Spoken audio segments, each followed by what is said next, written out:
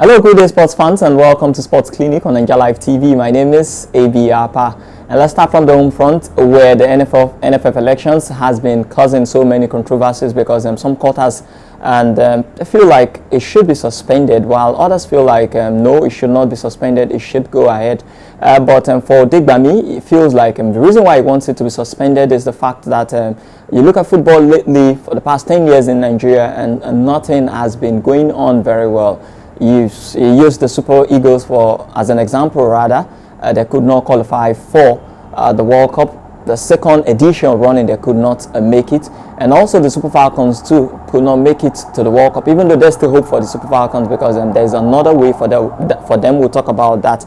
But the elections are supposed to take place in Nasarawa State on the 27th of September. But some people feel like it should be suspended. But others don't share that sentiment.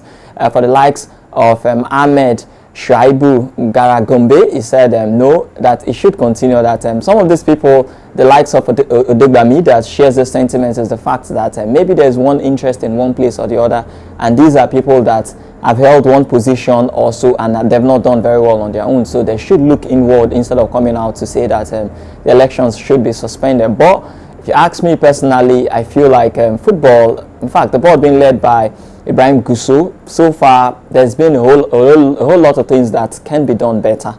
Yes, that can be done better. I feel football so far has not been it. I don't know why, but I feel like a whole lot of things need to change. But for Money Mitchell, about the elections, he said he spoke about the electoral process. That's where he's mostly concerned with. I feel like with the electoral process, it's very difficult for someone, an outsider, to come in and then just defeat an incumbent president. So he said it has to be very fair because we're looking at 37 state FA chairmen being delegates out of 44 delegates, 37 being state FA chairmen. So I feel like, first of all, something has to be done about the electoral process for it to be fair, else it will be very difficult. But let's leave that and let's talk about the Super Falcons of Nigeria, where there's still hope for them. Yeah, via the playoffs, they can still make it to the World Cup, the Women World Cup that will take place in Brazil. They can still make it.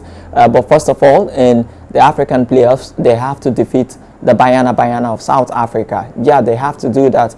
But before now, I'd just say, okay, it's a win for the Super Falcons. But with what I'm seeing, the performances I'm seeing lately, man, I can beat my chest on them. And for South Africa too, they've been very dismal, very disappointing too. These are two nations that you expect. You talk about African football, women football, you want to see them doing very well, but they've been very terrible in this WAFCON, and they've been defeated in the quarterfinal stage. For South Africa, I was even surprised that they had to make it out of their group with 4 points. Initially, I tipped them to at least top that group and go all the way to at least the semifinals, but that's the beauty of football. Sometimes you say 1 + 1 is 2, but in football it can be 4, it can be 3, you can never tell. But we'll keep our tabs on that. But let's move forward, moving to Europe, where Omar Atan, the Somalian referee that was denied visa to enter the United States of America, needs to officiate in the World Cup.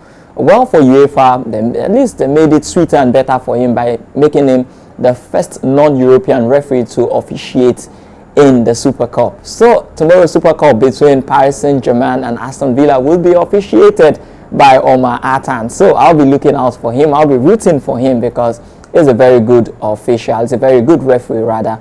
But you know the restrictions, and for the US and Somalia, there's already some restrictions in place. So maybe that really played a very big factor, rather. And for me too, I was supposed to be in the US and Mexico, but that's why you guys didn't see me in the US during the last World Cup. But that was on a lighter note.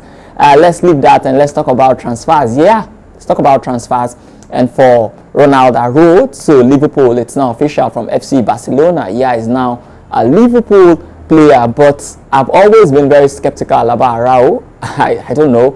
I feel like the best I've seen Araujo was when a particular season that he defended so well against Vinicius Jr. That's the best I can say about him. He might come to Liverpool and prove me wrong and do very well.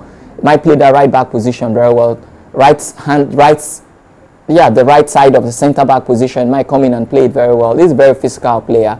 Yeah, Liverpool are short when you talk about right backs, you talk about centre backs right now.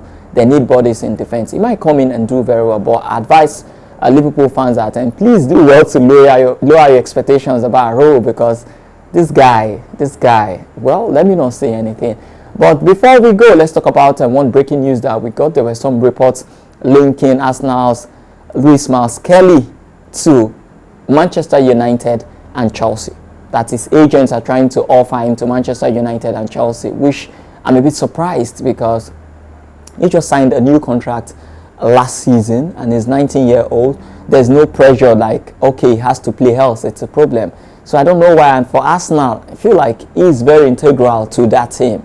He played in the Champions League final. Yeah, he started that match to show you how much they trust him. Naturally, he's a midfielder, but can also play at left back. So I don't know how these links are coming, but I just feel like no, there's no way except the only thing logically that will make sense. Maybe if the player wants to move, maybe he looks at his options and he feels like I might not really get more playing times this season. Maybe that's the only factor. Other than that, I don't see any reason why Arsenal might be in a rush to sell an academy product in Kelly. I don't see that happening. A very exciting player, a very, very exciting player, and there's more to come for him. I feel like he's the present and the future for Arsenal. So I don't see anything logically right in that deal. But that's a transfer. There are some transfers that you feel like it cannot happen and come the end of the transfer. Before the end of the transfer, you see it happening. But then selling to a rival, a direct rival, that is Manchester United or Chelsea, that's another area that I don't understand. I don't see it happening, but I can only come here and say I don't see it happening, and if it wants to happen, it will still happen. But that's all we have for you guys. Please do well to like, share, and subscribe. I am APPAH. Enjoy the rest of your day.